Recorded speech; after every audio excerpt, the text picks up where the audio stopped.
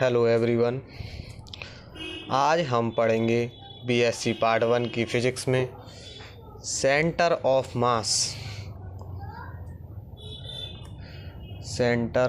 मास, जिसे हम द्रव्यमान केंद्र भी कहते हैं।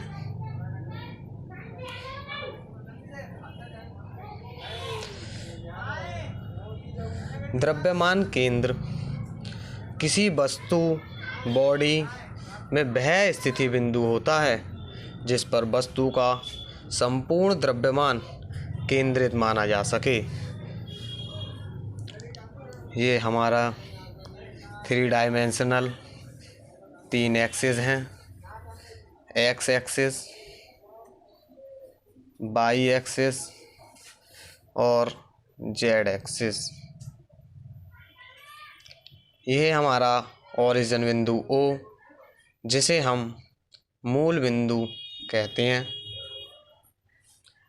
ये हमारे यहाँ पर कोई बॉडी जो कई पार्टिकल्स से मिलकर बनी है,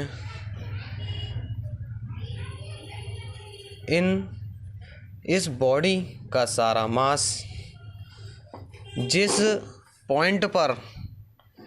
जिस केंद्र पर स्थित होता है उसे ही द्रव्यमान केंद्र कहते हैं। इस बॉडी का द्रव्यमान केंद्र हमने माना ये है, इसे हम सेंटर ऑफ मास लिख देते हैं। ओरिजिन ओ से सेंटर ऑफ मास का पोजीशन वेक्टर आर वेक्टर हमने माना कि इस बॉडी में कई सारे पार्टिकल्स हैं, उनके द्रव्यमान m1, m2, m3, mn हैं। इनके बीच की दूरी, ओरिजिन से बीच की दूरी r1, r2, r3 और rn हैं।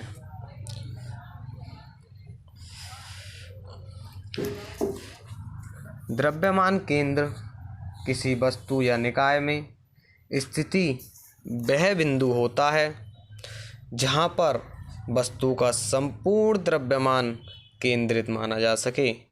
यह बॉडी का रिप्रेजेंटेटिव पॉइंट होता है जिसकी गति सिस्टम की वास्तविक गति का वर्णन करती है। माना बॉडी के विभिन्न कणों के द्रव्यमान m1, m2, m3 dash dash dash mn हैं तथा ओरिजिन से इनके बीच की दूरियां r1, r2, r3 dash dash dash rn हैं। यदि मूल बिंदु O के सापेक्ष द्रव्यमान का पोजीशन वेक्टर r वेक्टर हो, कैपिटल R वेक्टर, तो हम इसे निम्न प्रकार परिभाषित करते हैं। Position vector r capital R vector equal to m1 r1, m2 r2, m3 r3 dash dash dash mn rn upon m1 m2 dash dash dash mn। हम इसे इस प्रकार भी लिख सकते हैं। Position vector r vector equal to summation I equal to 1 to n mi ri upon mi। Summation I equal to 1 to n mi ri upon capital M। Equation number first, where capital M equal to M1 M2 M3 dash dash dash Mn is the total mass of the system. Here summation I equal to 1 to n MIRI is called the first movement of mass for the system.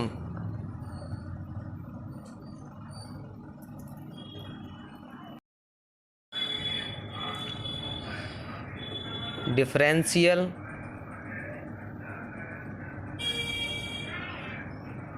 with respect to time t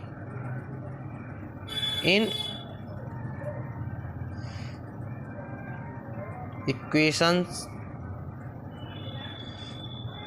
we get m dr upon dt equal to summation I equal to 1 to n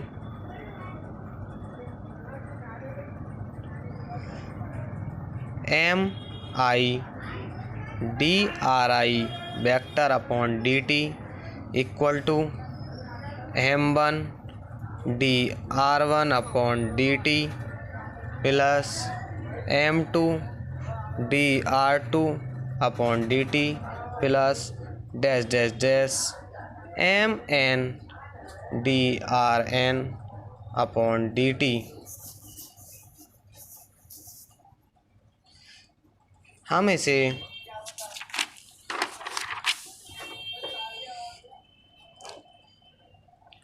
M B equal to M1B1 plus M2B2 plus dash dash dash MnBn लिख सकते हैं। Equation number 2 where हमने यहाँ पर B equal to dr upon dt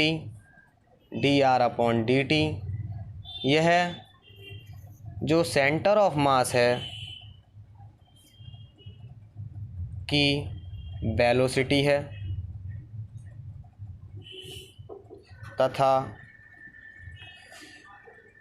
B1 B2 dash dash dash Bn के individual particles की velocities हैं।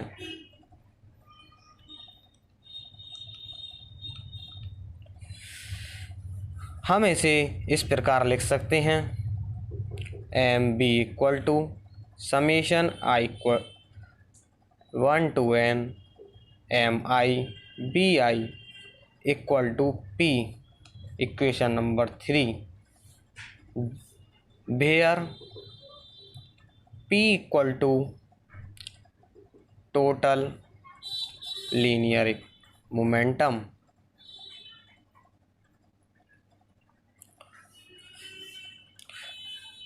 Total linear momentum P M B system के कुल मास तथा द्रव्यमान के केंद्र के वेग के गुणनफल के बराबर होता है।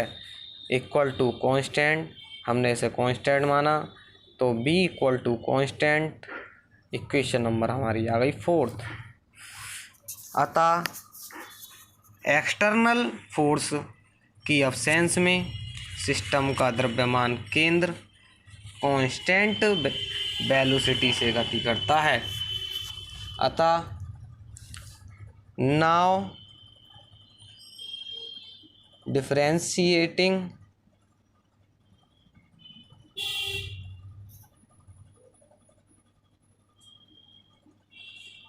Equation number 2 with respect to t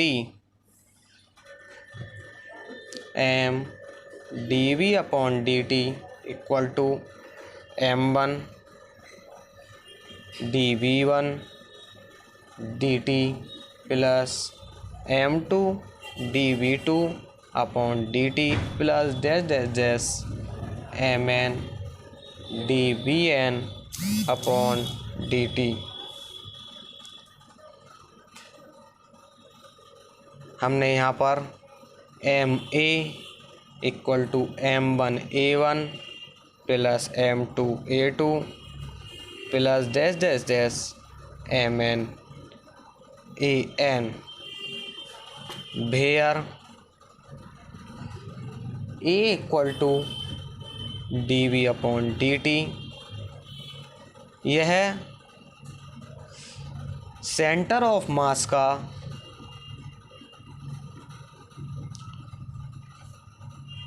acceleration है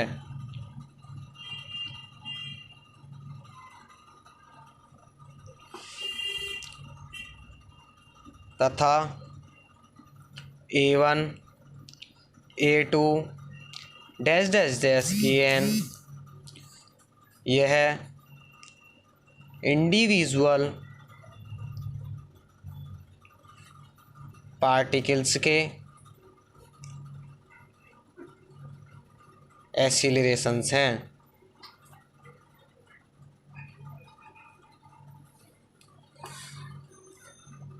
नाउ न्यूटन के सेकेंड लॉ से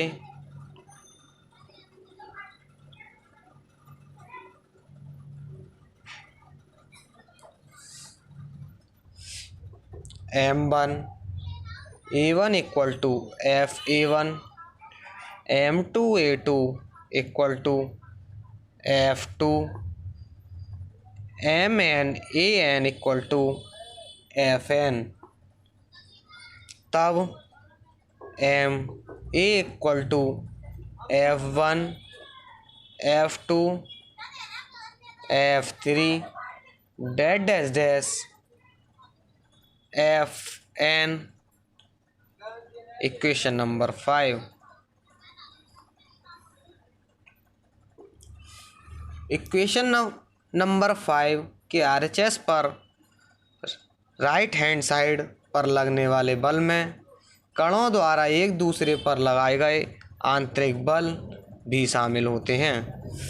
लेकिन न्यूटन का थर्ड लॉ ये सभी आंतरिक बलों का वेक्टर योग शून्य होगा, क्योंकि वे समान और विपरीत बलों के पेयर होते हैं तथा आंतरिक बल द्रव्यमान केंद्र की गति में कोई रोल नहीं करता है।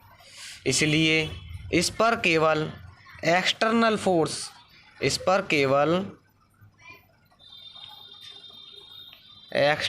फोर्स ही सेंटर ऑफ मास की गति को नियंत्रित करते हैं।